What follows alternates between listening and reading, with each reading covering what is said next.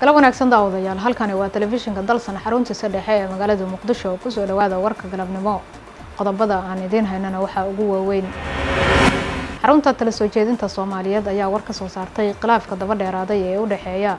dawladda Soomaaliya iyo maamulada dalka hay'adda bisha cas oo kaashanaysa safaaradda Turkiga ee Soomaaliya ayaa waxay hawlo shaqo abuur u sameeyeen haweenka ku xiran xabsiga dhexe ee Xamar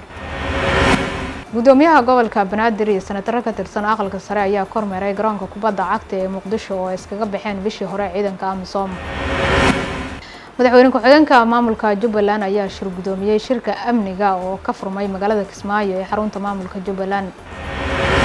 dhinaca wararka dibadda waxaad ku daawan doontaan in ka badan 1200 oo iskaga baxsaday xabsiyada wadanka Indonesia kadib dhul gariir ku dhiftay bishii la soo dhaafay wadankaasi